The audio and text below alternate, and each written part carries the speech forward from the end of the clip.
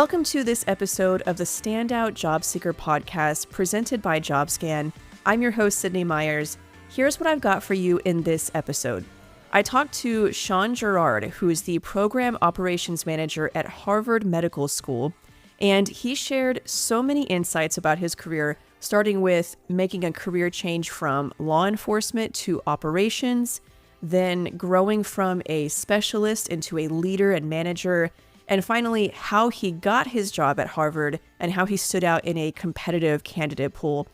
Shawn shared so many ideas and tips, things that might seem small but really added up. A lot of these ideas are really creative, things that you might not have thought about before. So listen carefully to this interview.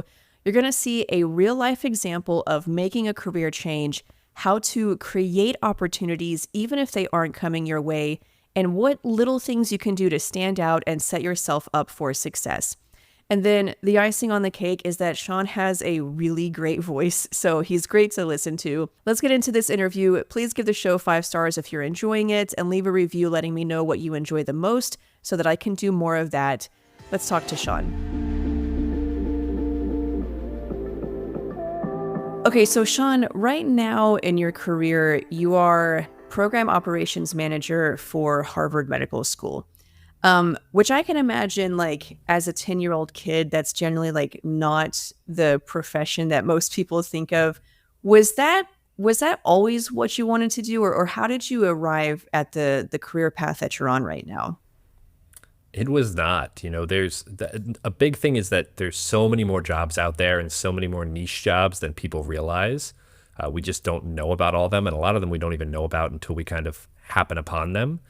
But for me, growing up, I wanted to be originally very young a firefighter. That kind of ran in my family. And then just the way life worked out and where I moved to, I was like, I'm not going to be a firefighter. I'm going to be a cop.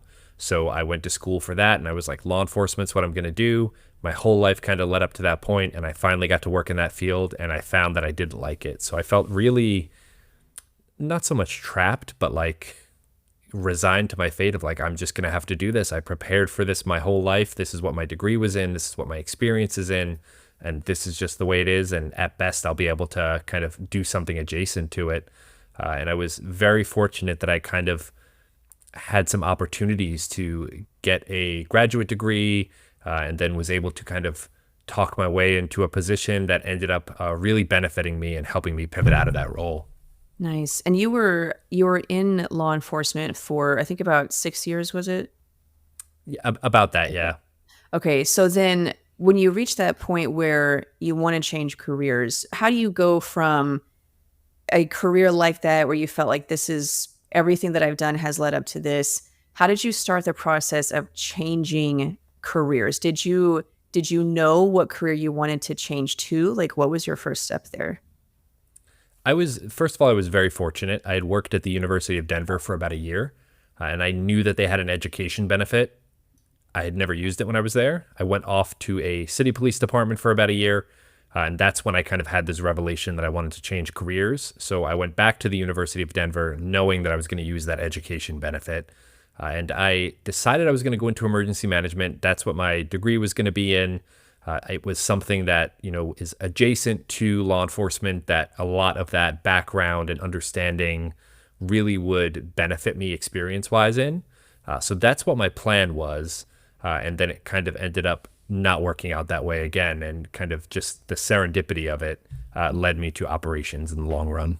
Okay. Yeah, I love that. Like, so whenever you decided to make a career change, you didn't go into it right away. You kind of found like a gap job where you could start that process of like maybe getting whatever training or certifications you needed while still like having a job and getting paid. Was that intentional, or did it kind of just happen that way? It was, I would love to say it was part of a grand plan, but it was really kind of like, I want to get out of this career as fast as possible. I left University of Denver on really good terms, and I kind of went back there and was like, hey, I want to come back. And they're like, we'd love to have you. And it just worked out that they had a supervisor position open too. So I was able to kind of like laterally transfer and then move up a little bit.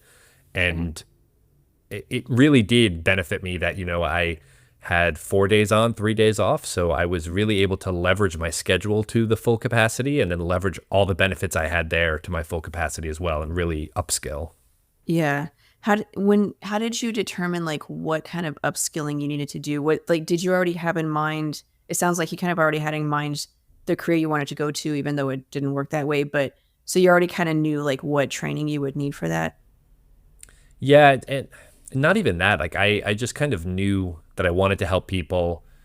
To me, I was like, it didn't compute in my brain. I was like, I can't just go get a psychology graduate degree, having done no psychology before, and completely pivot into that with no experience. That tends to not work well if you kind of go and get a graduate degree in something and don't have any experience. So I was like, this is something adjacent that I know my experience will apply to. And then it kind of worked out that I found a company doing emergency management, public safety stuff, amongst other things, and found my niche there outside of emergency management. Yeah. So yeah, that's interesting. Like, because it sounded like you had that same goal that you always had in your careers that you wanted to help people. It was just a matter of finding the career that allowed you to do that, but was also a job that you would enjoy. I like having that approach rather than just kind of like picking something random, but it's like there is a common thread here. It's just a different role. Yeah. Yeah, so it's really rethinking. My goal was to help people, and now I'm able to do that at Harvard Med School by organizing these programs that are helping doctors and healthcare professionals from all over the world come there, learn these skills, and take them back to their home country. So it's really just like, how can you shift that focus or that Yeah. lens? Okay, so you got that job that was kind of like a gap job and started getting some of the training, but then like what's the like at some point you have to like quit the job and make the leap to the next career change. So how did you do that without having experience in that role? How did you land the next role? How did you manage that part of it? So it really benefited me that like I'm a professional development nerd. I'm always reading professional development books, podcasts, documentaries, everything like that. And I kind of went out and said, I'm going to do emergency management. So I'm going to do the best at this that I can. And I'm going to make myself the best candidate possible. So I was really getting into LinkedIn for the first time. Believe it or not, LinkedIn is not very popular among law enforcement. But I kind of got into it as I was moving into emergency management just to be able to connect with people and learn a little bit about the field. And I ended up finding a book club run by an emergency management company. I got to meet some people there. I kind of got some insights from people who were, 2 years in all the way up to 20, 30 years into the field. And at that point, I kind of identified this is the place where I want to work. And I reached out to the person who ran the book club, who I talked to a lot, and said, hey, can I have an internship? And just kind of kept sending that message every few weeks until they answered me and said, yes, you can have an internship. Wow. Okay. So like the job wasn't even open, like there wasn't a job. You just asked for it. Wow. Yeah. And they had, I guess, flirted with the idea of internships before and kind of what that would look like.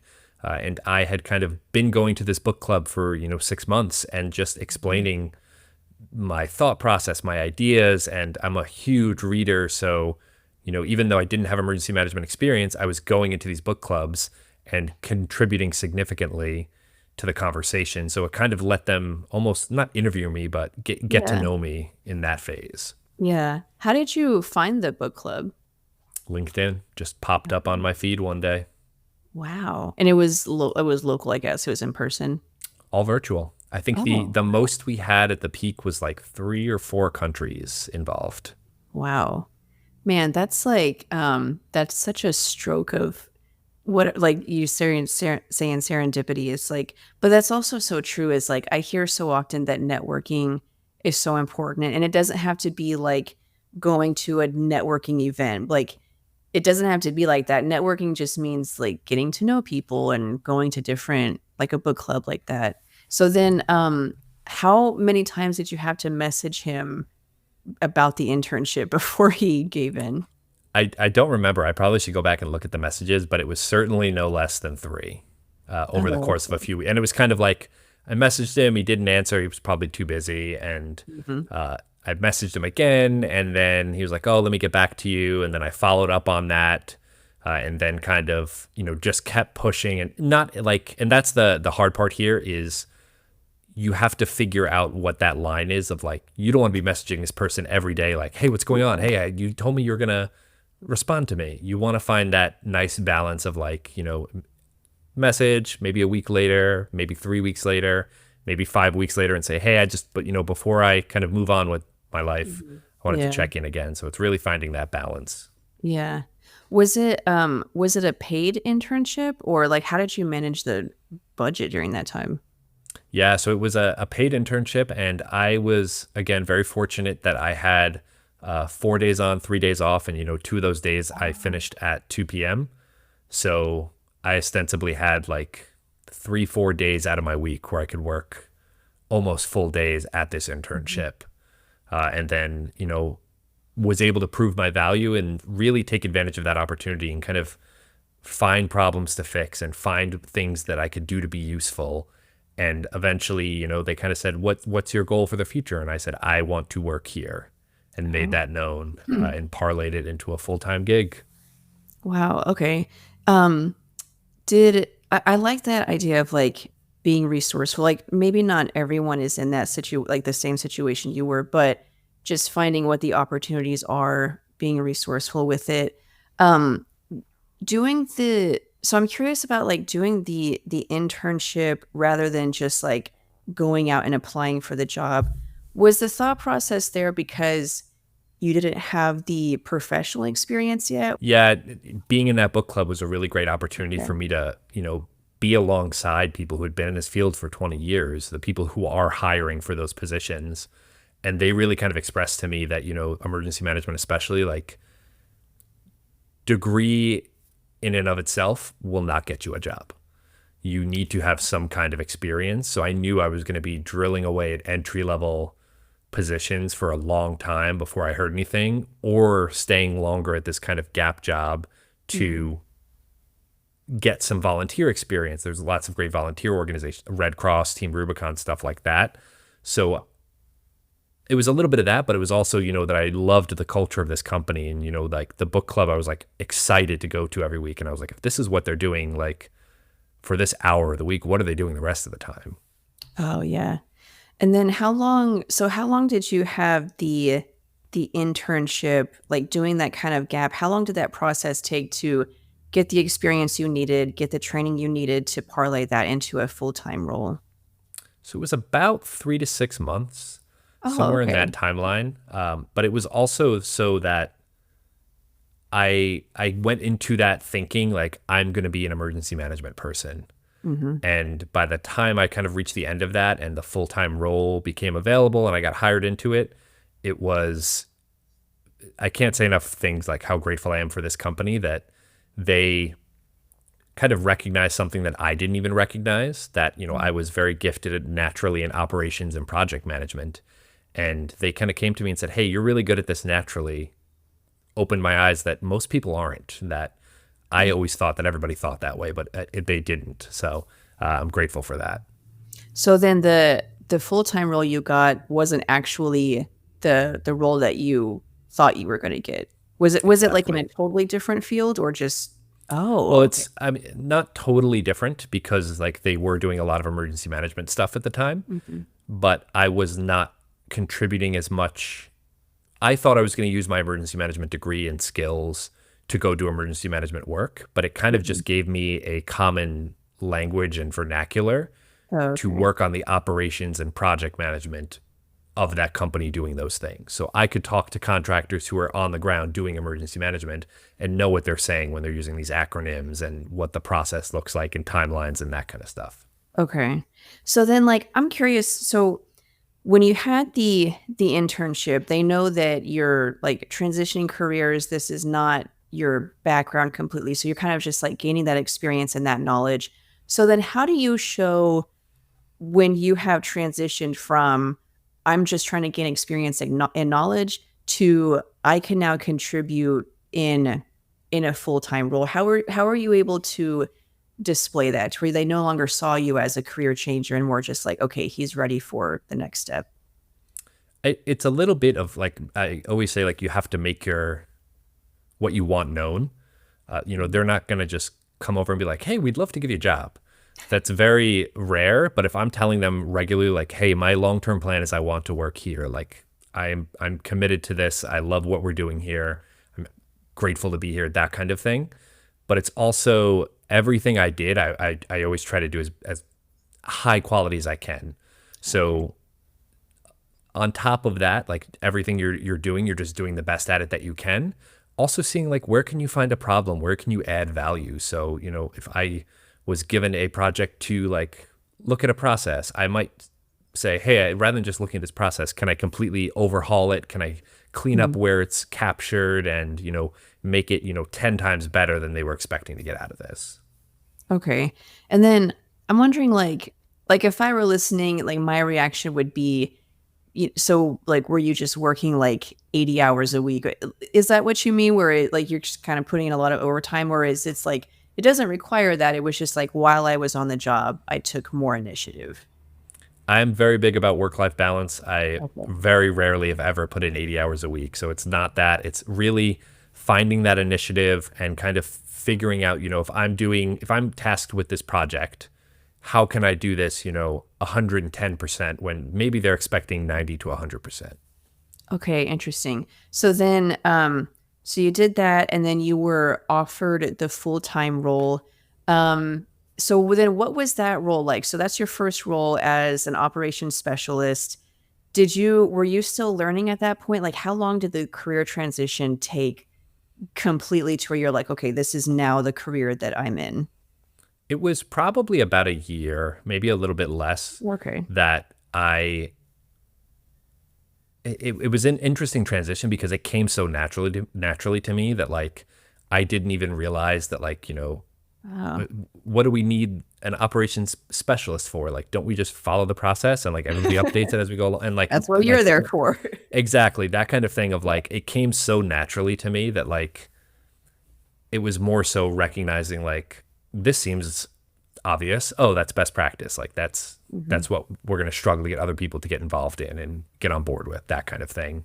And then, doing some self-study, meeting, again, trying to meet and connect with people who are experts in the field of operations and project management and figure out what kind of skills, best practice tools I can bring into that in about 6 months to a year. Okay. So then I'm curious, like a lot of this sounds like it worked out exactly the way that it needed to, and going from kind of having an opportunity to get a gap job, getting the internship, and now being offered the full-time role. Were there any challenges that you faced along the way of trying to make this career change? Nothing specific. I think it was what really helped me with it is I'm always trying to do right by people. I always Mhm. said to like trainees when I was in law enforcement, like you have to decide what you're going to do when you find that wallet full of cash far before you find it. Like you need to know today what you're going to do when you find that 2 months from now. And really just trying to do right by people, trying to do the best that I possibly can. And that is really what benefited me the most of like, I was able to go back to the University of Denver because I had left on such a positive note and I had done such a solid job while I was there. Yeah, I think also like it sounds like you were really proactive. So like a lot of the challenges that might have come up of like maybe I don't know anyone in that role, or I don't have the experience, or whatever challenges, because you were proactive, you were able to address those challenges before they even came up, like by doing the networking and taking the initiative and so on. And that's again, that's probably my personal bias, like not seeing that. To me, I was going into a new field a couple of times in these small pivots, and I was like, it just is natural to me to reach out to 10 people on LinkedIn and say, hey, I see you're the director of so and so for this company. I'm just moving into this role. Like, do you have 15 minutes to chat and talk to me about what you do and see if you have any advice for me?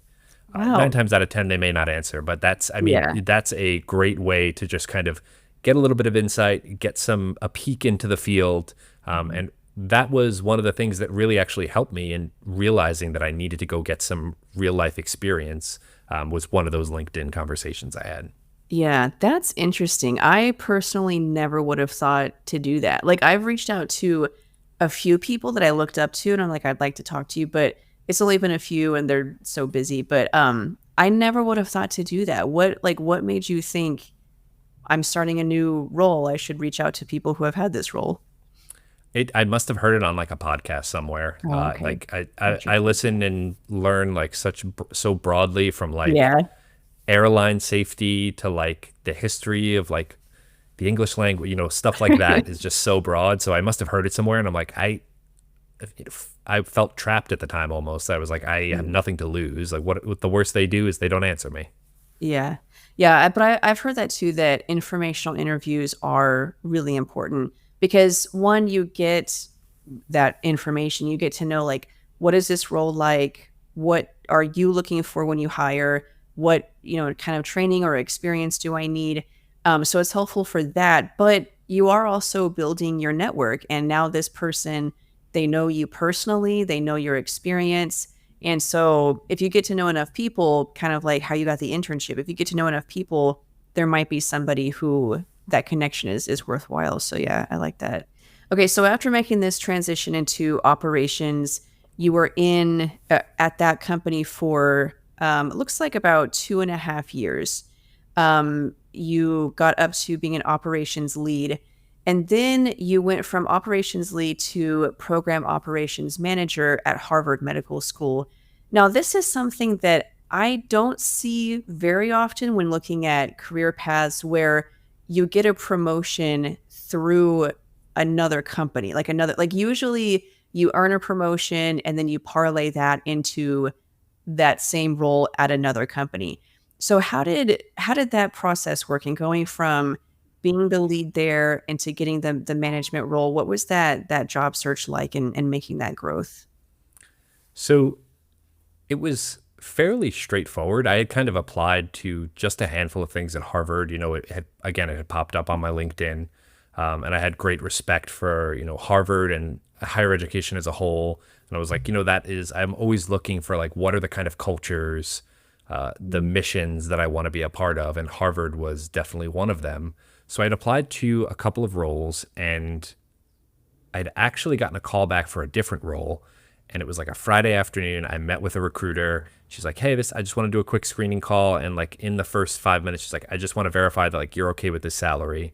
And it would have been a significant pay cut. And I was like, I am not at a point in my life where I can do that. But I like had joked with her a little bit. I was friendly. I was like, let me save you some time. Let me get you out of here and get you to your weekend quicker. Have a good one. And something I said must have like just clicked with her. And she's like, if you have anything else you're interested in, let me know. And I had put forward the position that I'm in now and said, yeah, I had applied to this one. I'm interested in this one. And when they reached out to me to interview for this position, they said, you had spoken to a recruiter earlier. She said good things about you and, forwarded your resume to us. Interesting. So I can imagine applying for a job at Harvard, there's got to be a lot of competition around that.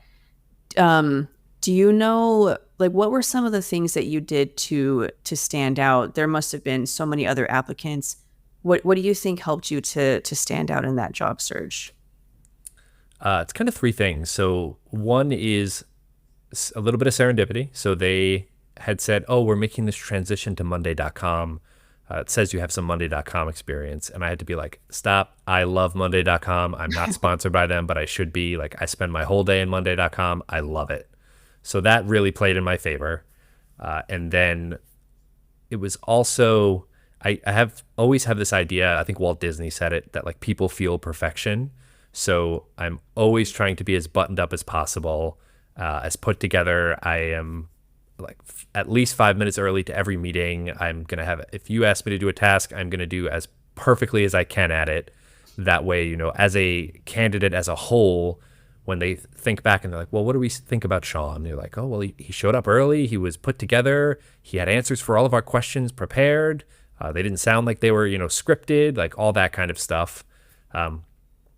And then on top of it, it's a little bit of preparing for those meetings. I think, especially in a virtual interview environment, there's no reason you shouldn't have at least idea of where you're going to answer these general interview questions. Like, you're going to be asked your strengths.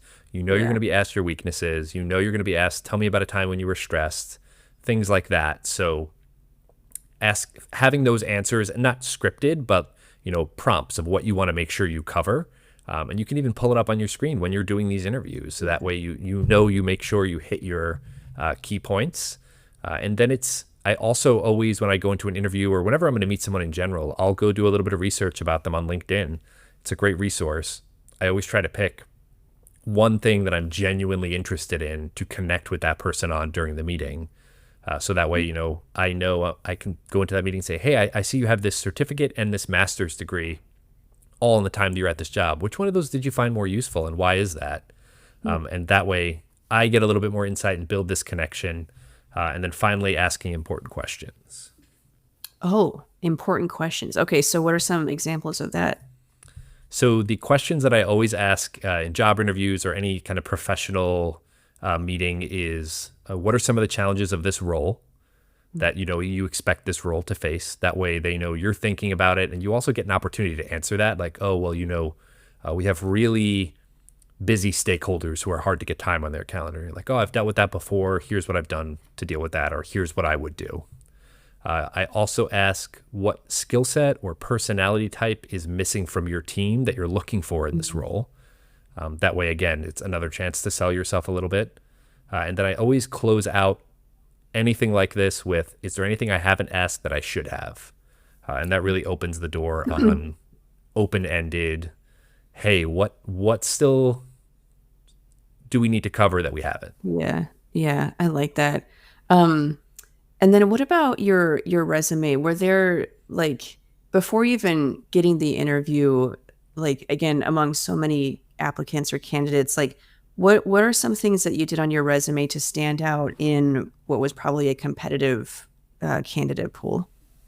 Yeah, so unfortunately, in the competition of the job market today, we have to be tailoring resumes to every position that you apply for. Mm-hmm. So what I found really useful was to kind of look at the job description, copy that, paste it into ChatGPT, and then ask ChatGPT, hey, I'm applying for this job. Here's my resume. Here's the job description. What should I reword to get past the AI screener? What should I make sure that I cover about my experience that's crucial to the role? Is there just a word I should change? So I don't advocate for letting ChatGPT write your resume, write your cover letter, but definitely leveraging that as, like, we all have a red slice, these unknown unknowns that we don't even realize. How can you use these tools like generative AI to help you uncover those and position yourself as a better candidate?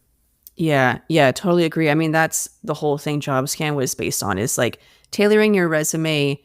It helps so much for a lot of different reasons. I mean, one, you talked about if there's some kind of screening process or ATS they're using, but even when the human recruiter gets it, they're thinking about hiring for the role that is at their company, which might be different from that same job title at a different company. And so you need to make sure that you're showing them exactly what they're looking for. And so, yeah, tailoring it is totally necessary. Did that process take a long time for you? Or I guess another question would be, like, regardless of how long it took, was it worth it? But was it kind of time intensive for you? It is a little bit. That's why I think, generative AI coming up in the last couple of years has been a huge benefit for that. Because it can really cut down on that time. Previously you'd have to read a role, pull out the key points or some keywords, and then figure out where you're going to work them in. Yeah. And now you can kind of say, like, what are the top 5 things that I should make sure I cover in my resume? And you may not be able to cover them. You may say, I don't have experience in this thing, but that's where in your cover letter, you can get creative and say, hey, I've never dealt with this specific scenario, but I've done this, and that may apply. So it is a little bit time intensive, but you are much better off doing that and investing the time. And if you're applying to 50 jobs a day, cut that down to 10 and get those high quality applications in. Yeah, quality over quantity. Yeah, and I agree on how generative AI can help, because the one thing with writing a resume is, like, not everyone is a writer. And so it's like, I know what I did in my career, but writing it into a bullet point is really, really difficult. So we added that recently, because, like, we would show the skills, or, like, this is what you need to put on your resume, but there's also this recognition that's like, even if you know that, it's hard to like, well, how do I word it or how do I write it? And so, yeah, I find that so helpful. And then I think also that point about like it might reveal skills or experience that you don't have, which in itself can be helpful for knowing like, should I even apply for this job? Like I remember when I would be looking for a job and I would be tailoring my resume, and there would be jobs that I really wanted, like I wanted to apply for that job. But when I started tailoring my resume, I realized like, I don't really have the experience that they would be looking for. Like this probably isn't a good match for me. So it helps to drive up the quality, like you're talking about, over the quantity. Yeah. And I think that does work both ways, because you may look at a job. I've definitely looked at jobs and like started to put together a resume in the past and been like, I'm not gonna be successful at this job. I Mhm. know that. And I think there's a key difference between recognizing that you won't be successful and the employer won't be happy. So like that's going to equal failure in the long run. But also like for the job that I'm currently in as a program operations manager, it was very heavy on event management. They had a lot of questions about that, and I kind of said, "Hey, I have limited experience in that. That's not where my primary domain is. Here's the experience that I do have, and here's what I would do to improve that." So that way, Oh, at least they know you know what you're getting into. You're not going to be in over your head, and you're not lying and all that kind of stuff. yeah. And I would say like just from being someone who's hired people, one of the like just one of the most important skills, like I can't overemphasize it, is being a good learner. If you've demonstrated and can show that you are a good learner, that makes so many things or some other things so much easier, because everyone is going to have a skills gap. Like there's no perfect candidate, so there's always something that every candidate has is like, oh, I wish they had experience with this. But the ones who have shown that they are able to learn, they enjoy learning, they're good learners, then that kind of fills in that gap for you. It's almost like that skills gap goes away because I know you can learn it. Yeah. And really key, you can show that over the course of a hiring process. So if you Oh. apply for a job, actually did this for my current job. I applied for the job. And they said, "Hey, we use this specific software. Do you have experience with it?" And I said, "No, I don't have experience with it." And then by the time I got to the next round of interviews, I was able to go in there and say, "Hey, I don't have experience with this. I know we talked about that previously, but I've signed up for their online resource academy, and I'm working on this specific certification." That way, you're Yeah. showing that you're a learner and you're actually going out and doing this thing and kind of making progress. Yeah. Yeah, that's such a good point. And even like even if you don't get the next interview or something, it's like almost using interviews as learning opportunities in themselves. It's like you're going to learn more about what skills or qualifications you might need, or just like developing your interviewing skills. And so I interviewed another professional who works here, actually, Rob, and he said kind of the same thing. Like he would do an interview, even if he didn't think he would get the job or maybe didn't even really want it, he would do it anyways in order to get practice or to gain that kind of knowledge. So I like having that mindset and being proactive, I think is another key. You can also use that as a way to figure out how to sell yourself better. So if you are applying for these jobs, and especially when you're making that career pivot and you kind of don't know those unknown unknowns, you Hmm. don't know where your gaps are, you don't know what your resume doesn't say about you, because especially after you've applied for like 100 jobs, your resume just reads to you like you're the greatest thing ever, and that like, I don't know why I'm not getting hired. But in reality, there are gaps there. So if you are having these interviews and you're getting asked these questions where suddenly you don't know the answer to that question, now you can figure out like, what experience do I have in the past? If I'm applying for a project management job, I don't have any project manager experience. What did I do that like, was managing a project? Oh, well, I did actually do that thing at work that one time, and that was managing a project. So how can I extrapolate those skills and sell myself better? Yeah, yeah. I think transferable skills they're so easy to overlook because like sometimes you can get stuck like you can't see the forest for the trees. So it's Mhm. like I might think that I've always only done this job, but there's probably like tasks in there or responsibilities that are very similar to another job. Like just because it's different job title doesn't mean it's not the same things. So yeah, I like kind of looking at it from a fresh perspective. I think that could help. Okay, so this was so helpful. Like so many nuggets and like really practical ideas of things that I never would have thought of. If you had to sum up like making this difficult transition from being in law enforcement to now being where you are now, what do you think was the key that made that process or made you successful in making that career change and then growing a completely new career? I really think it's being a learner and open-minded, that on in my free time I'm just exploring and learning new things, and now I can go into a room with this type of person and have a full-blown conversation.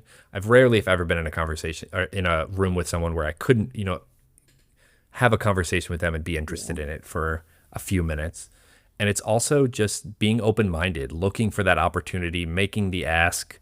And sometimes you'll find opportunities where you least expect them, or sometimes you may get a little bit of help from that person that you joked with on a call on a Friday and got them out of there early. It's really just being a learner and being open-minded, Yeah, looking for that love it. opportunity. Yeah, I love it. Well, thank you so much for sharing your story and for sharing these practical tips. I know it's going to be helpful to a lot of people. Awesome. I'm glad to hear it. Thank you for having me.